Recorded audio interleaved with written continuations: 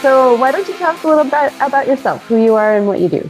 Hi, yes. So I'm Addie Adewusi. I'm based out of Atlanta, Georgia.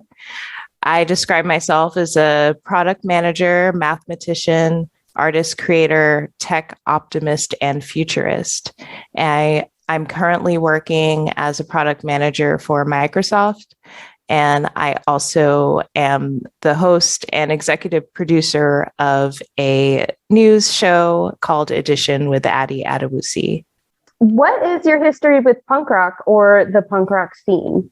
Yeah, so I will go chronologically based on my awareness of, being part of the punk rock scene, but I found out later that I kind of grew up in the birth of punk rock. And I'll ask you two, where do you two believe punk rock originated? The evolution of it's interesting because I think like if we're going to talk about like punk rock in spirit, like then we can talk about rock and roll in the 50s, but we can also talk about like Bob Dylan and like folk music, right? Because it was like the first time that music could be simplified and the lyrics mattered more than the musicianship.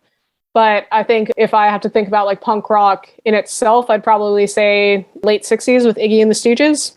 Okay. And then at the same time, the UK scene was happening too. So 19... Go ahead. Exactly. That's why I brought it up, because I grew up in the UK. Yeah. So I was born in Pennsylvania. And when I was about 1.5, I moved to the UK. And the majority of my time living in the UK, I was living in council housing, which is British government housing, the equivalent of projects in the US, but much nicer because England is socialist. I'll fast forward to high school. My first relationship was with a drummer in a punk rock ska band called Brain Damaged. So that was my first experience with punk, with the clothes, with mosh pits, the shows. As you can imagine, dating a drummer, I was very much exposed to that part of the world, of the punk world. But when I was about 20, that's when I heard my first Sex Pistols album, and I listened to Nevermind the Bollocks, and I realized that he's talking about growing up in British government housing and, the feelings about, living not necessarily in poverty, but, living a very different life from, the Queen of England. Yeah. And just how that was the first album that was, critical of British monarchy, at least that I was aware of, with the song God Save the Queen. Yeah, I believe God Save the Queen got banned in the UK for a little bit, huh? Yeah. So it made a lot more sense why I was always gravitated to, the punk scene, because I just grew up in, one of the places where that mindset even originated. The UK had such an incredible punk rock scene. At the same time that the Sex Pistols were coming up, there was also bands like Crass and really, really politically intelligent punk bands that weren't making mainstream news. Yeah, like I said, just like phenomenal music coming out of the UK throughout that entire scene. One thing I wanted to ask about was you said, dating a drummer, you got exposed to a lot of things. Is that because like drummers were still in very high demand because there was such a low percentage of drummers in the musicianscape? I would say, and it's kind of a trope that drummers are typically the most notorious of the band members. Sure. Yeah. And it was very much like, a band household. They were renting a house that was 2 bedrooms. The 4 band members lived there. 2 of them lived in the closet, including my boyfriend at the time. And 2 of them actually, had a mattress. Beyond, your relationship, were there any other things that drew you specifically to the culture? I mean, you said you're an artist. Would you credit that exposure to that like counterculture in your life now as an artist, as a creator? Yeah, for sure. I would say my life is still punk rock. And I think it comes from just that feeling of being an outsider. So, growing up in the UK, in government housing, there's an outsider feeling, interacting with friends at the same school that don't live there, for example. And then moving to the US, I used to have an accent. I moved straight to the Dallas suburbs. And it was also a racially segregated area, not necessarily in a Jim Crow way, more of in a, we sit with our own kind of way. Sure. So, just feeling like I'm coming from a different country. My family's African. So even within the Black community, I felt like an outsider since I wasn't, African American. And then when I went to the high school I went to all girls boarding school. I was a scholarship kid. I think there's a tendency whenever you feel like you're in the outside to, congregate or gravitate towards the other misfits, which, people in punk will display, whether it's how they wear their hair or, with tattoos or how they dress, things like that. Sure. It signals that, you're safe with me in a way, like you're one of us. Yeah, sure. Like judgment doesn't mean a whole lot here. Yeah. Yeah. Yeah. No one cares where you're from, kind of, it's nice to just be seen as like, a person, what are you into, as opposed to what's your status in society. Yeah, that resonates a lot with some other things that I want to bring up. First, I want to know, like, what are the values, ethics, or principles that you learned from punk rock that you carry with you today? And that could be like anything from your work, and so in tech and making tech accessible. Congratulations on that certification. And it's really cool that you work with Microsoft. So how does punk rock values resonate with your professional life and your personal life today? Yeah, well, I would say in some ways I incorporate punk rock. In some ways, my life is the complete antithesis of punk rock. I work for the establishment. I work for the man. And, when I was in college, I was a math major, and I also, was doing studio art. My first job was working for a sculptor, with pink hair. And I never intended on going into corporate America, but there was a woman who scared me a little bit. She kind of put the fear of financial insecurity in me. Like at the time, everything was fine. I was making ends meet. But she was like, when you're my age, you don't want to be broke, basically. So sure. I took my first corporate job and I felt like a complete sellout. The way I navigate corporate America now, I see it. I feel empowered as an employee to take charge of my career within the company. Of course, there's going to be limitations. So I had to just change my mindset a little bit as yes, I'm working for the establishment, but I'm still charting my own unique path. So, uniqueness, authenticity, those are the big values that I get from punk rock, not being afraid to be yourself. What was your first job when you moved into corporate work? My first job was a marketing specialist. I'd never taken one marketing class. I only had probably negative associations with marketing. Yeah, I was doing demand generation and growth for a startup as a recent graduate. And is that something you just kind of fell into, or is it something you sought out? Completely fell into. So at the time, I was, working for an artist, and then had a side job doing this woman's groceries. And she happened to be working at this company, and they needed to hire someone with my skill set. What I didn't realize is that when you put math and art together, you kind of get marketing, because it's about data analysis and also creative as well. So I'm always pulled into those sorts of jobs. That's really interesting. I mean, we were having this discussion a couple of days ago. We were talking about the dichotomy between what it is to be from punk rock culture and also be a professional, because those things are a complete dichotomy. But I think a lot of people don't understand that they kind of go hand in hand. If you want to continue to push those values through your life, it's better to do them from within a system or in a position where you have like a platform to continue pushing like your own values. And it sounds like that's exactly what you're doing with your professionalism here. Yeah, absolutely.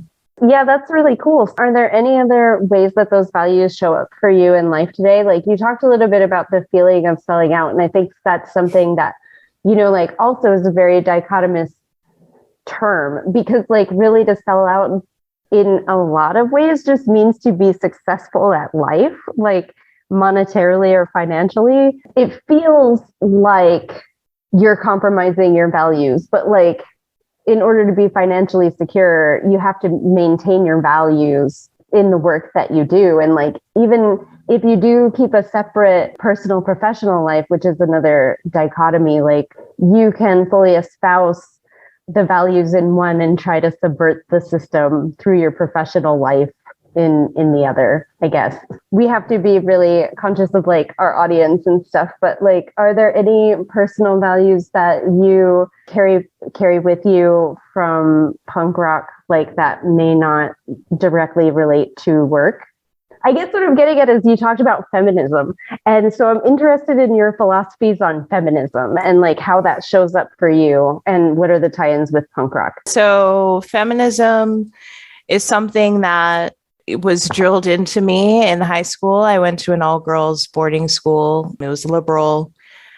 And we were outside of DC. So, Hillary Clinton was friends with our headmistress, that kind of thing. So it was that kind of feminism, the more, traditional, I forget which wave, but the Hillary Clinton feminism, women can do the same thing as men, and we should have the same opportunities.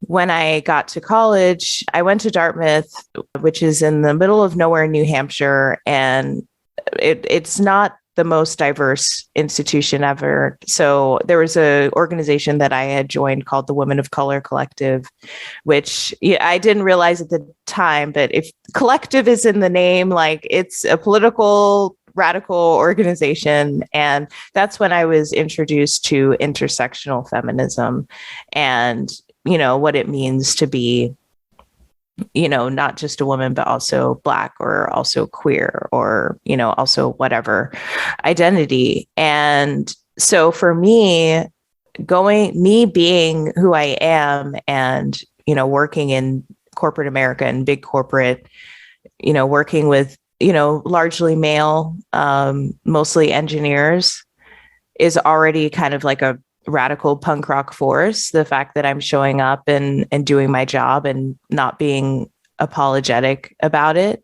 Some of the, part of being a feminist, I listen to, feminist podcasts about the workplace, and I've understood, the words I need to get rid of, like over apologizing or saying just, or, just being assertive and confident. And I think that is a radical act. And it's also anti-establishment, showing up as who I am and believing that I deserve to be there and doing what I need to do to get my job done effectively. Some of the areas that you really show up in is like Black women in tech and fintech. You're starting to talk a lot about crypto. And so I'm just wondering, what made you take those leaps and put yourself out there like that? So I would say cryptocurrency is punk rock completely. It's anti-establishment money if you're talking about Bitcoin or Ethereum. So I do really gravitate to it. And I felt I had a lot of fear essentially coming out as someone who's into crypto because it is so polarizing. However, I want to be happy. I think it's also a punk rock act to think that I don't need to sacrifice my quality of life for money. I think one extreme is by choosing not to engage in the system at all and, busking your way through life, which I have done. And the other option is showing up as your authentic self, even when no one else is doing that, not being afraid to veer away from the norm and, not feeling the pressure to conform. When it comes to tech, and I guess just your entire field, you were talking about how you know, just showing up and being yourself is such a huge accomplishment every day. And I feel like I think that's something relating back to feminism that like a lot of women experience when they move into a field that especially is male dominated. But like, have you ever experienced like imposter syndrome, like in your job? Like, I know you were talking about when you first came in, you were like, I didn't really know anything about marketing. I kind of jumped in there. Like, yeah. So I think everyone feels a little bit of imposter syndrome their first, week at a job. mm-hmm. I've never felt like I didn't deserve my job or that I didn't belong. What I had to overcome for imposter syndrome is the amount of money that I was asking for. It took a long time for me to, feel confident negotiating my salary and, asking for exactly what I want, not what I think they would be willing to give to me.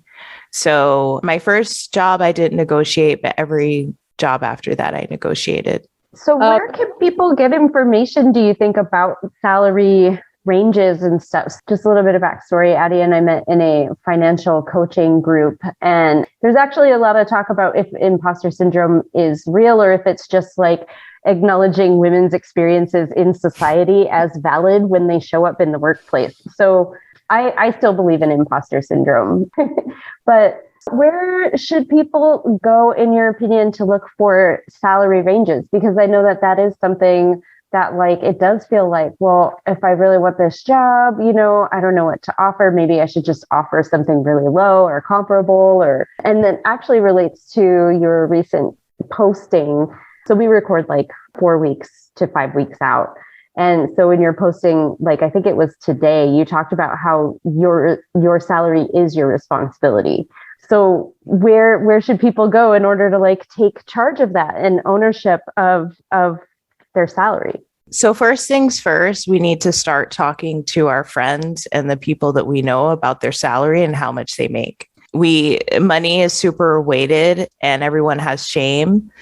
I'll speak for myself. It's always like, how are you going to perceive me based on my salary? So first, normalizing those conversations in our immediate community. Men are doing this. They're very open and transparent about it, and they're competitive. So start there. Then there's amazing apps. So the Blind app, you log in with your company email, and that is largely sharing salaries with people who work in tech, but there are all sorts of organizations there. That opened my eyes significantly to, what was possible. I always knew people got paid a lot in tech, but I had no idea how much. There's levels.fyi. So if you're working for a large tech company, that's the place to go. But also if you're working at a startup and just want to get a sense of, what your worth is in the market, I would check that out. And also, now that I'm on TikTok, #salary transparency. I am so excited to go down that rabbit hole. I've watched some of those videos and shared it with friends who they've said, oh, I've been interested in going into this career path. I'm like, yes, let me share this TikTok with you so you can have an idea of what to ask for. I think salary information is intentionally kept private and gate kept because it's not in the employer's benefit for us to be, asking for more because we're a line item for them and they want it to be as low as possible. But do your research, talk to people, and use all those resources that I shared. Awesome. I did want to rewind a little bit. And you mentioned that you are an artist. Do you want to talk a little bit about what kind of art you do? Yeah. So I experimented with a few mediums. I did photography, sculpture, architecture, and digital art. One of the big reasons why I got into cryptos when NFTs came out, because I have, a library of digital art that I can now, sell online. Yeah, sure. So right now I do have a few other NFT collections in the works. So I've already done one for women of mathematics. I want to do another one for women of Web3 because I feel like they are going to be pioneers in the next 50 years. And I'm also going to create a profile pic NFT collection for people who are part of my podcast community. So digital art, now that there's actually a way to, monetize it, I'm so excited because, I love, it's a skill set. It combines technology and art in a way that is perfect for me. And has it been fairly lucrative? It's been worth taking the time to learn about? Crypto or NFTs or art? Selling NFTs, like selling your digital art. Has that been like a successful venture for you? Not at all. I have made zero money selling NFTs, but I am not a full-time artist, so it doesn't matter. I don't think, NFTs are the answer to, artists not being paid. But if you have an audience, then absolutely you should have an NFT collection. So I'm in the process of building my audience, my community. It's a very narrow niche of people. I'm happy to do art for the sake of art, and knowing that I could, if I get lucky or if the right opportunity strikes, I can make money from it. I think that's really punk rock. Yeah, totally. Doing art for art's sake and to make you happy. And I'm super excited about the Web3 collection, especially if it is just going to be all women. I do feel like there are already a lot of great pillars in Web3 that deserve to have the work that they do and the causes that they advocate and the way that they build systems. Like those people need to be preserved and commemorated through time. So I think what you're doing is just amazing. Yeah, well, thank you. Well, they say it takes 10 years to become an overnight success. I'm in my 10 years right now of building. Oh, congratulations. Cool. Is there anything else that you want to share or any questions you have for us? Well, to share, definitely, if you're interested in tech stocks, career in crypto, check out my podcast. It's Edition with Addie Adewusi. Just search Edition with Addie, ADDY. And for you two, I was listening to your first episodes of your podcast, and you were kind of talking about your careers living on the island. What are your next moves, or what, if you're happy with what you're doing, what's your current move? I can speak to this one. So I work in the nonprofit sector here. I think the first thing to understand about Hawaii in particular is that because it is the most isolated island chain on the planet, it definitely functions that way. So as a grant writer, like what we were talking about, like salary and, getting what you're worth, it's an interesting prospect here because it's almost impossible. Nobody's going to pay what you're worth here. And they can do that because it's such a tiny, tiny place. Everybody wants to be here. Yeah. And oh gosh, especially through the pandemic, we have so much more populace now. My next move is I'm really rethinking the sector of nonprofit that I want to be on in. Right now, I'm working in regenerative agriculture and sustainability. And I love that work, but there are so few nonprofits here that I feel like it's very localized. Anything that we accomplish is going to be for the good of the state, which is great. I was born and raised here, but I think I'd like to do a little bit more on a national level. And I particularly would like to work with wildlife and conservation in that manner. So I think that's where I'm headed next. I've been applying with a few nonprofits remote. It's just really tricky because we're in Hawaii Standard Time. So even from the West Coast, we're 3 hours behind. So making that time framework is really tricky. Even if my resume is intriguing to somebody, the fact that I live in Hawaii makes it difficult. Yeah. Time zone really has a huge impact. Yeah. So thank you for taking the time being 6 hours apart. I really appreciate finding a time that works with both of us. For me, I am exploring remote work. I have a PhD. Most people know that. if you're new to the show, I have a PhD, and I am having a hard time finding a job in academia. The average job search in academia to get full-time job takes 3 to 6 years. So Wow.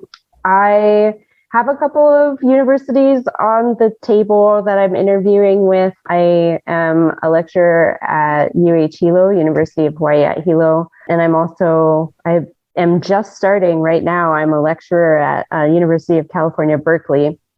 But because I don't teach a large enough class load, it's not really anything to live on. So I'm actually exploring how to do algorithmic and AI systems assessment for like diversity, bias, and ethics issues. And so hoping to get certified through a program to do that for accessibility specifically, and then maybe marketing myself in that direction. And I'm also applying for instructional design, which is something I've been doing on the side, but I just had some interviews with a startup, and we'll see what happens. If that goes well, then like I'll get to do that remote, and make that California money, but like not have to actually move to California.